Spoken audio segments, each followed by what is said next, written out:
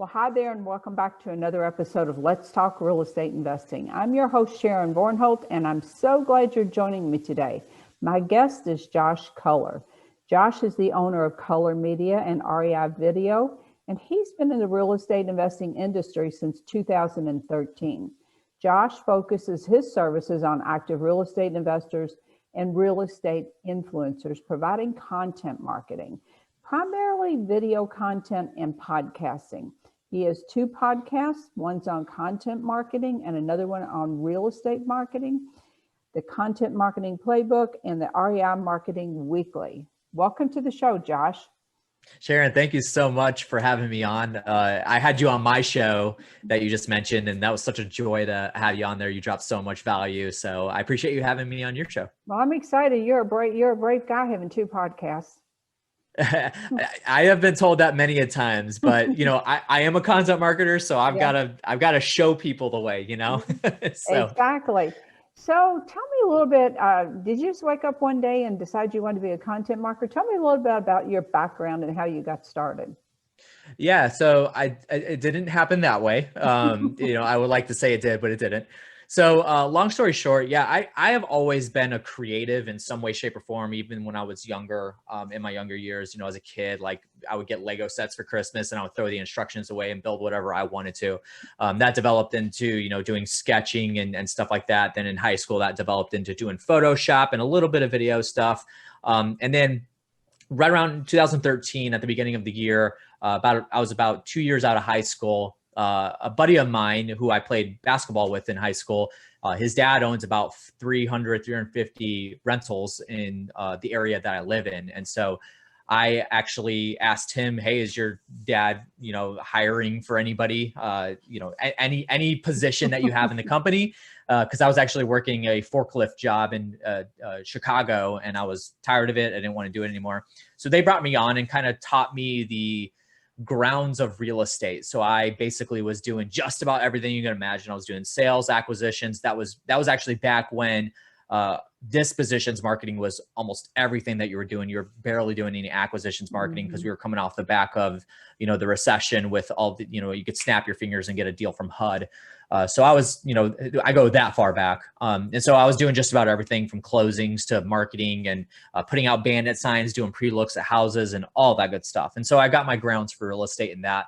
I was with them for about 6 or 7 months, then moved on to another company. My good buddy, Gary Harper, which some people on the call might know who he is. If you don't, you definitely need to know who he is. He's with Sharper Business Solutions. But he was partners with two other guys that had a massive wholesaling operation in the Midwest. We were in 5 different states.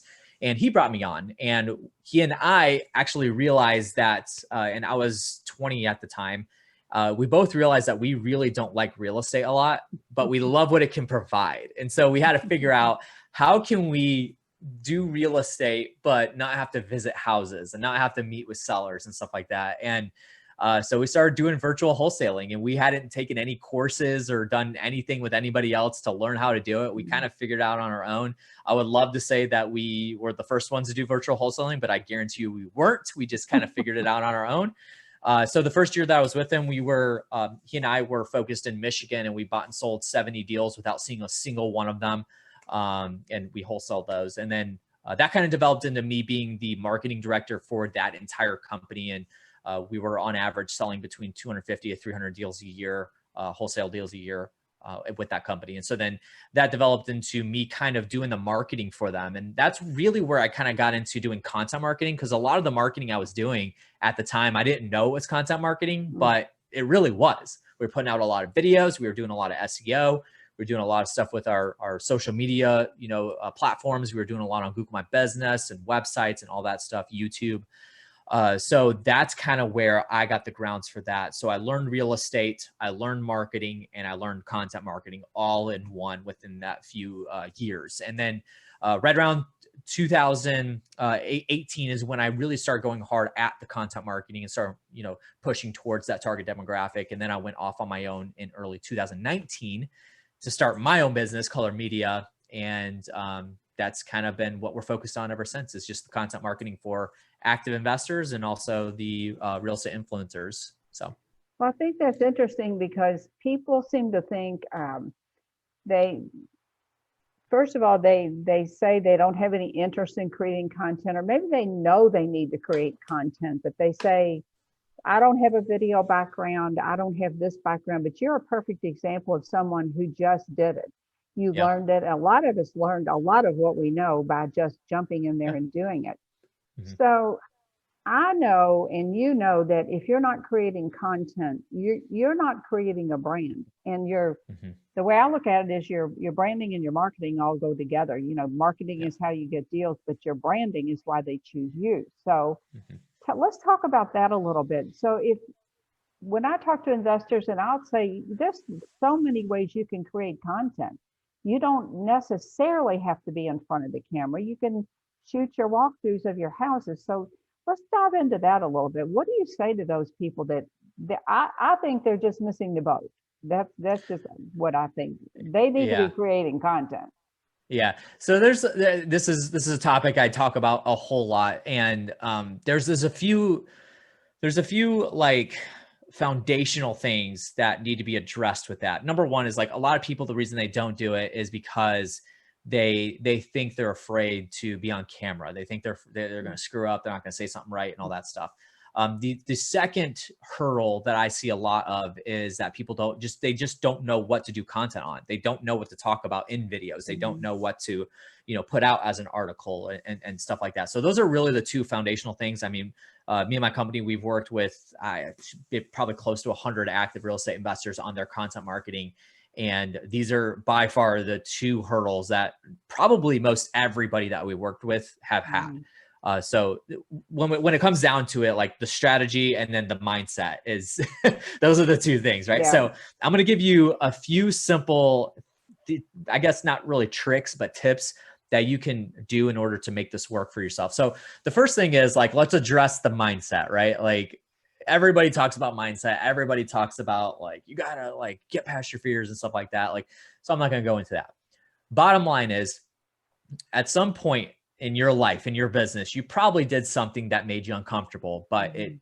actually proved to, show some fruits of, the labor that you put in. Yeah. So when it comes down to it, like you said, Sharon, if you're not doing content, if you're not putting videos out, if you're not getting yourself in front of the camera and talking to it and putting content out, you're missing the boat on Mhm. a lot of value that could be brought your way, a lot of ROI that could be coming towards you. And that's just because you don't have yourself right in order to get in front of the camera. Yeah. So get over that. Like, forget your fears, forget like, trying to be perfect or trying to be, articulate on camera. You may think that you're not good on camera. Who cares? This is why, Mhm. raw content is more accepted now than ever before. So take advantage of that. And that's all thanks to platforms Mhm. like YouTube, where people can whip out their phone and literally record like this with no production value whatsoever. Mhm. So be okay with that. And as for like, if you screw up or if you don't say something right, that's what post production's for. That's why you send it to a video editor to clip that out, right? So just do it. That's like mindset, foundational thing. The second thing is topics. So what I like to define content marketing as is, it's simply this: answering the questions that your target demographic has about your products, your service, or your industry. Mhm. And that's all it is. Mhm. So for you guys, and Sharon, maybe I can send this over to you, but I have a list of about 52 topics that active real estate investors can um, either shoot videos on, write articles about, put content out, Mhm. whatever it is, whatever medium it is. There's about 52 topics that I have there, and some of them sound redundant, some of them may sound elementary. But the bottom line is that your target seller probably doesn't think that it's repetitive because it's answering a specific question they have. They probably don't think it's elementary because even though you know the answer to it, that doesn't necessarily mean they know the answer to it. So Mhm. something even as simple as, what is a real estate investor? That is like one of the number one search topics about real estate investors, is what Mhm. is a real estate investor? Because sellers think it's they're all of the things that people normally think a real estate investor is all negative. They think it's somebody Yes. that's scammy, it's a slumlord, somebody that is going to take advantage of you, Mhm. or they think it's a suit on Wall Street that invests in real estate, right? Or hedge funds or whatever. So it's your job to answer those questions and let them know, like, hey, this is what a real estate investor is, but this is how we are different from other investors. And so simply answering questions that your target demographic have about what you can provide, that's what content marketing is. And then you can choose your medium, whether that's through video or through writing articles for your website or whatever it is. But that's simply all it is. So we've debunked both of your foundational reasons why you're not doing content in the first place. And so those two things are the biggest hurdles, Sharon, and it's actually easy to get away from it. But then you also mentioned like property walkthroughs, right? So that's an easy way to do it. So there's really two ways to essentially get content, let's just say video, done. There's production and then there's documenting.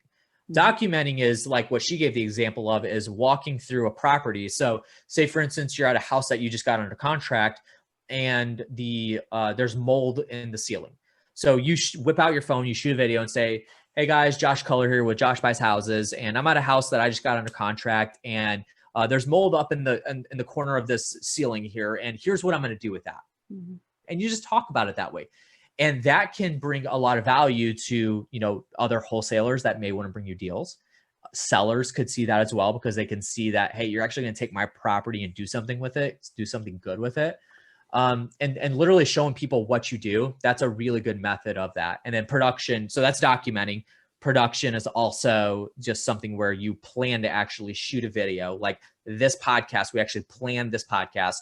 We're shooting the video here, we're recording the audio, and that's production. And a lot of people think production is something that's much needed with content and video. And just from the thousands of pieces of content we put out every week, that's just not the truth. You don't have to have a massive production value behind it. So those are, that was long-winded, Sharon, but that's all stuff we got to talk about in order for people to get over that. I know. And, for investors that are so camera shy, that was my idea, was to shoot something like you said. If you go into any property, you might be able to come out with 5, 10, or even more videos just by showing problems, like you said, the mold, the really horrible kitchen, or the hoarder house. I think it builds confidence in just the fact that you can do video. I think that's one thing that happens with that. But there's no denying that you need to be on camera. You need to get over it. Nobody likes the way they sound. Nobody likes the way they look. And that's across all platforms. We all wish we sounded like somebody fancier, or somebody who's got this great deep voice. But at the end of the day, they're buying into you, and you just have to do you. Yeah. And the bottom line too is like, if you're a business owner, you should be focused on converting. And if you doing video content is going to bring leads in and close deals, why wouldn't you do it? Who cares what you look like? Who cares what you sound like? Don't watch the dang video then. Don't record it and then send it off for somebody else to do something with it. Like, is somebody on your team to either, edit it or produce it and then, post it. Like, don't watch it yourself. I've got a lot of clients that do that. They just don't watch the videos. So, get over yourself. And if it's going to actually generate leads for you and close deals, then you got to do it. Bottom line. So with the video, particularly, lets people feel like they know you. It builds awareness of what you do. Yes. It builds awareness, certainly, of your brand. And you are your brand in most cases, certainly in our business. Yes. We're not Coca-Cola, so you're going to be your brand, and it's up to you to put yourself out there. And is it going to be uncomfortable? Yes, a lot of times it is, until you just get to where you really just can do it. And you have to get over it, like Josh said. You have to just get over what you sound like, what you look like, and just do it, because your business will get stalled if you don't do it. Well, and even if you just look at it from a factual standpoint, there's a lot of studies out there that say by 2021, which is 2 months away, that about 85% of internet traffic, whether that's social media, whether that's Google, whether that's anything internet based, 80 to 85% of that traffic is going to be video. So you're going to be, there's no question about it. You will be obsolete if you don't do video for your business.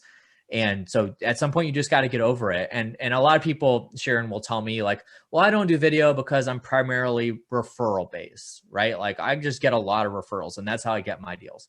Well, you don't want more deals? Like, you don't want better deals? Like, like you got to analyze these things and open them up a little bit more. And if you could have the potential of getting better deals or more deals and make more money, essentially, why wouldn't you do that just by whipping out your phone and shooting some video? And like I said, just in your marketing efforts, if you don't have video, right now, you're already going obsolete.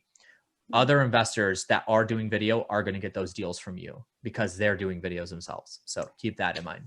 Yes, you can't be the best kept secret in town. No. You just can't. And so video is, in my opinion, the fastest way to get known on the planet.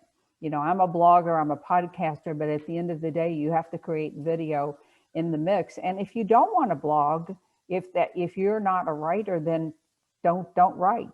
Shoot video. Right. If you're not a podcaster, you don't necessarily have to have 1 or 2 podcasts like Josh and I do, but you should do video. I think if you have to pick one, that's the one. Yeah. And I think Sharon too, like, this is the beautiful thing about content, is that you can repurpose content. And this is like what we do, like, and you'll ask for like some contact info at the end here, but like I was kind of dubbed this nickname by one of my buddies, Matt Andrews, is the content ninja, because I'm always wearing black and we chop up content, right? That's like what we do. So repurposing content is the core of what my business is. And so that being said, like, the beautiful thing about content is you can repurpose a lot of it. So I even tell people, like, I am not a writer. Like, I don't like writing at all. It's not something that I get enjoyment out of. I literally have 2 full-time writers on my team that all they do is write all day, and they're excellent at it. They are just absolutely wonderful. And they write a lot for me. But if you want to get written content on your website, which you absolutely need still to, because it's a very underutilized marketing technique for SEO purposes, right? Because Google will actually scrape the actual content of your blog, the words, the typed in words for search engines. The easiest way to do this is to record a video based. It starts with a video, record a video, transcribe that audio. I use Temi.com, Temi. A lot of people use Rev.com. Temi is actually owned by Rev, and they use the same APIs, but Temi is actually 25 cents a minute and a 4-minute turnaround time. So little nugget for you guys there. Stop using Rev, but use Temi.com, get that transcribed, hire a writer on either Fiverr or Upwork, send that transcription to them, have them clean it up and make it more contextual to a writing style. And boom, you got some written content there. And then on your website, you can take the full transcription, put that on the website along with that blog, that article, and then the video right above it. And you're going to be crushing it on SEO. I promise you. I use all 3. Now, I generally write the show notes, but I've discovered a tool that I'm just in love with, and it's called Descript. Have you used that one? I haven't. Actually, I'm going to Google that right now. Let me tell you the beauty of Descript. When you upload your video or your audio into Descript, it transcribes it for you, and for a fancy $25 a month. What I love about Descript is if you are, let's say we're talking and I repeat something. You know how you do it? Say, well, Josh, and I just said, well, Josh, twice. There's a little tool in there, and it will pick out filler words, and it will show you exactly where you did that, and you edit it out in the text. Guess what? It just edited your audio. Excellent. It's like you're going to love it. I'm going to love that. You're going to love it. So that's my new favorite. That's my new favorite tool. And but people, what you need to take from this is you don't have to be a specialist in any of these things. No. Shoot the video. You can send it over to a company like Josh's, or if you're baby stepping your way into this, we have tools. I've used Rev, I've used Temi. I think Rev is almost 100% accurate if it's a short video where you're going to spend $3 or $4 on it. It's totally worth it. If we're doing a 30-minute video, not so much. It gets expensive real fast to do that. Yeah. But there are tools, so you don't have to be. You just have to shoot the darn video. That's what you have to do. Yeah.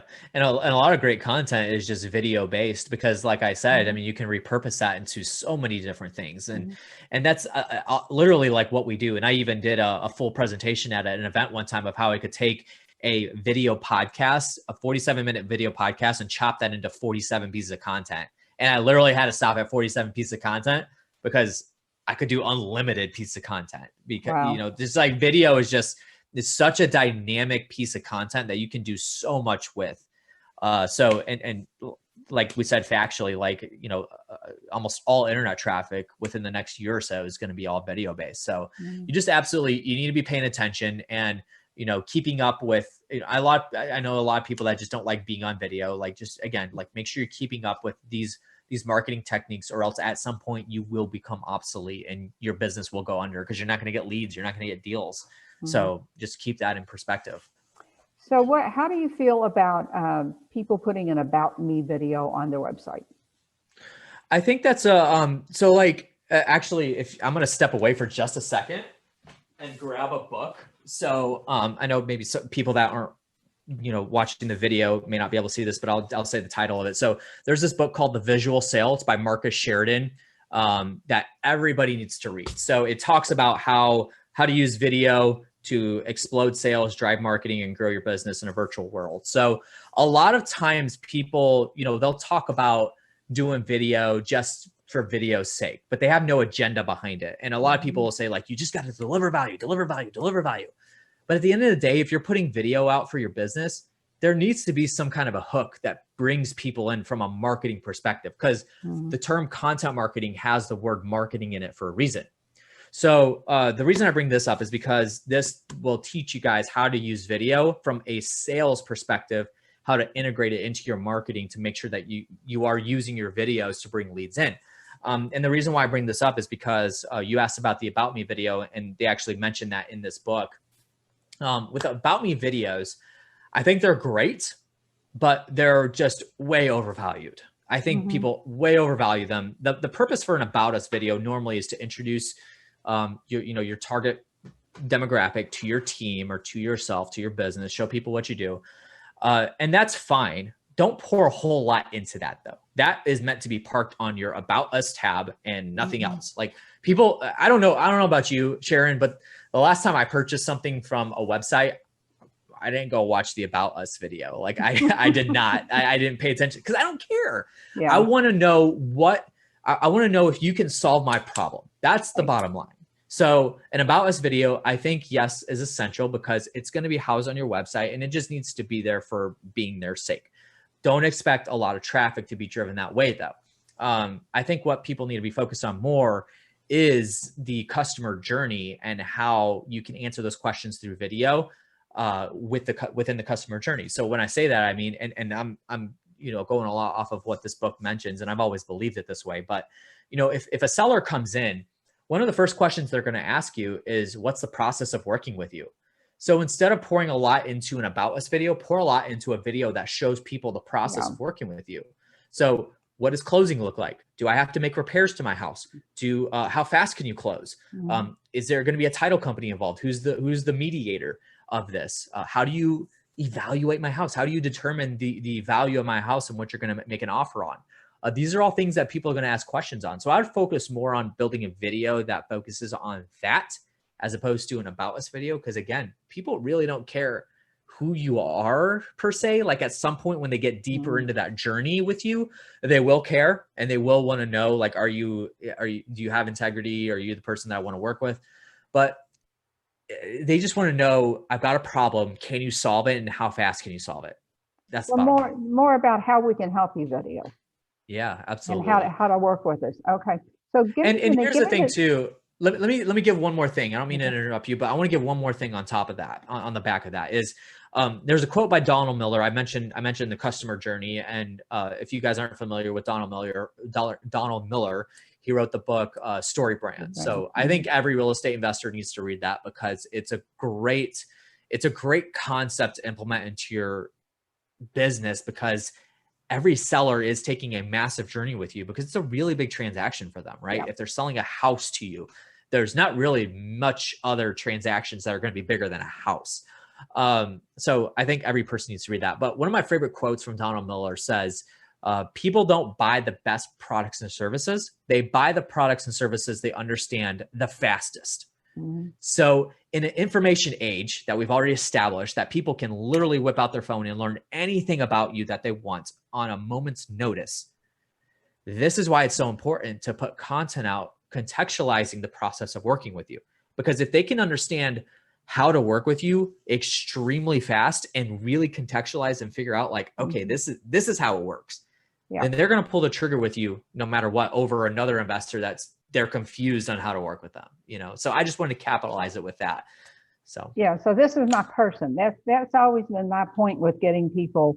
If you can get them to your website, you have to connect with them very quickly. And that is for sure how you can help them.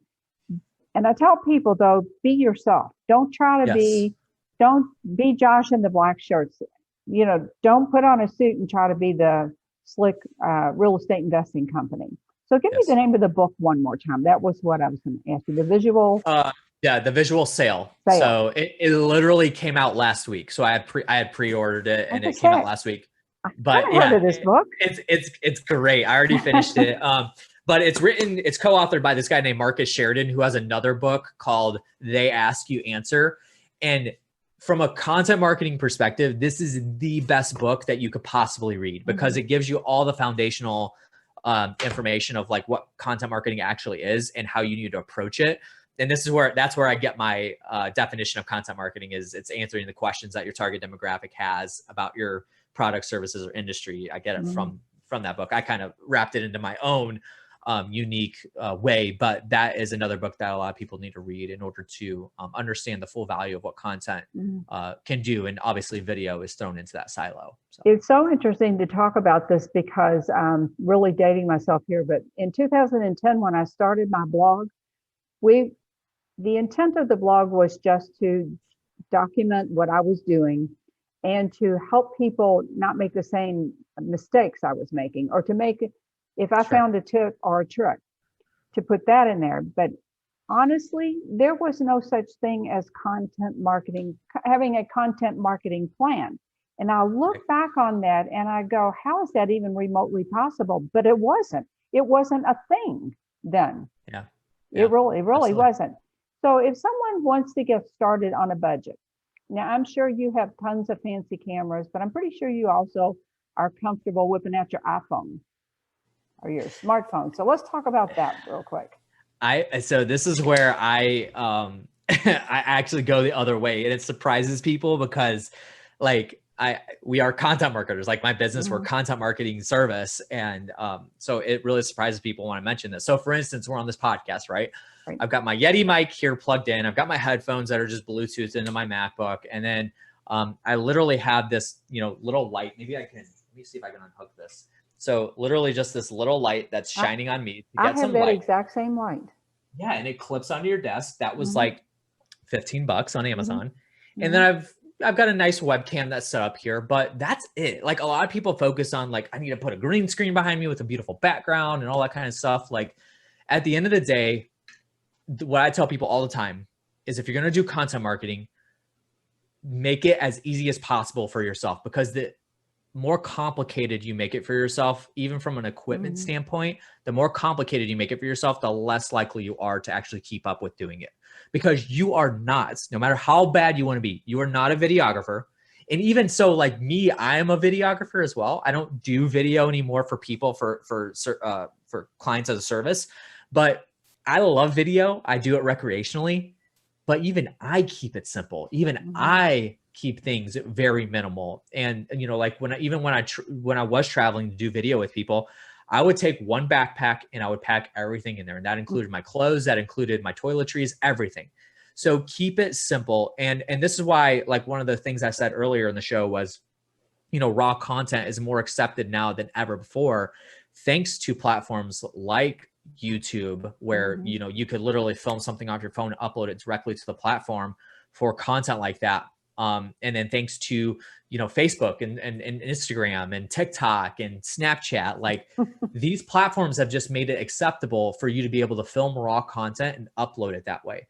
And what I like to tell people too, from an equipment standpoint, is like, again, just keep it simple. Make sure that you're not overvaluing production. So for instance, with your phone, like this is one of the most powerful, and I don't have an iPhone. I'm a team Samsung. But this is still an iPhone, Samsung, whatever you have. Anything that's newer than 2015. Um, you have a extremely powerful marketing tool in your pocket, in my hand right now, because I can literally just whip out my phone and start recording like this. And here's the thing, is like cell phone microphones on a cell phone, they're meant to pick up your voice and get rid of any ambient sound around it.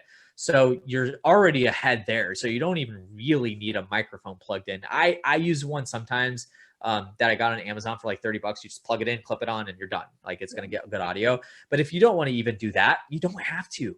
Just start. That's the bottom line. Just start. Because again, this is, I guess with this, Sharon, this will be a third reason why people don't do content is, number one is they don't know what to say. Number two is they're afraid. Number three is that they don't know like how to with the equipment, because people just overvalue it. So stop overvaluing it, just start shooting videos. And from there, if you start getting better, if you start doing more, then maybe you could upgrade to a handheld, point and shoot camera. Then you could maybe upgrade to a lapel mic. Then you could maybe upgrade to something else. But if you're not going to keep it up and stay consistent with doing stuff on your phone, you're not going to do it with a camera. You're not going to do it with any other equipment. So keep it simple. And as we know, Sharon, like in content marketing in general, no matter what anybody says, consistency is what wins the game. At the end of the day, it doesn't matter. I've produced videos that we put, my team put 80 hours in to produce a single 3-minute video. And we spent, the client spent over 20 grand to produce one video, and it kind of achieved what they wanted, but it didn't yield results. Like it just didn't. And it wasn't because of the production value. It was because of the value of the content they were bringing. Right. So focus on the value more than the actual equipment, and you'll be A-okay. Well, I want to wrap up today, Josh. I want you to tell people how they can reach you, and tell them a little bit about your services too, what you have to offer. Yeah, for sure. Well, again, I appreciate you having me on the show here. This has been fun. Hopefully I haven't talked way too much, but just trying to deliver as much value as you can, because I think this is important. We're going into a stage of just everything's going to be virtual, and it's already here. Like video has been here for years, but people just got to, focus in on it. So a few ways that you can get in contact with me. So number one, Instagram. I'm on Instagram. You can follow me at The Content Ninja. Just search that and you'll find me there. I put a lot of good content out there. If you are a real estate investor, I do have a podcast called the REI Marketing Weekly that you can subscribe to. It's on all podcast platforms. And Sharon's been on there before, and we get real estate investors on there to talk about the marketing that they're doing in their business. And then, so those are the couple ways you can connect with me. You can also email me if you want, josh@cullermedia.com. Culler spelled C-U-L-L-E-R. And I'm pretty sure Sharon will have this in the show notes. And then as for the services, so what we're focused on right now is if you are a real estate influencer of any kind, maybe you have a podcast, maybe you have a coaching program or a mastermind or whatever it is, we focus on helping you build your brand reputation by putting content out and contextual content out.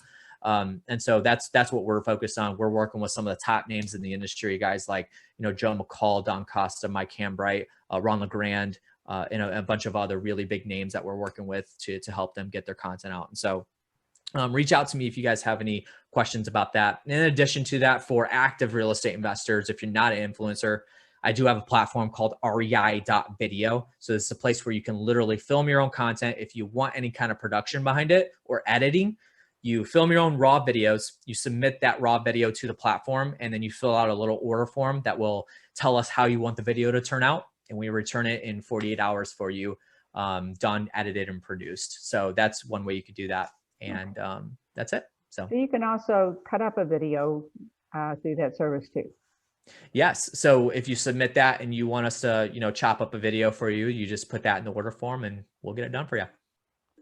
Very cool. Very cool. I'm all about getting rid of work. So Josh, I love it. Thanks so much for coming on the show today. Video is huge, and it's going to only get bigger, as Josh said, going forward. You absolutely need to be doing video in your business, but like he said, just take one step at a time. Start simple. You don't need any fancy equipment. We're both using a lot of the same technology. Definitely low tech works great, but don't make it hard on yourself. And I will put all of the show notes below so that you can in the show notes so that you can reach out to Josh, check out his services, and check out his podcast. And thanks for having me on your show too, Josh. It was great fun. Yeah, So, absolutely.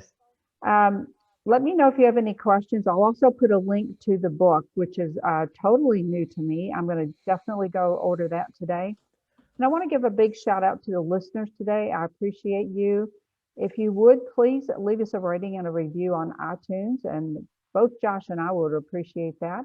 And until next time, I'll see you same time, same place next week. Bye for now.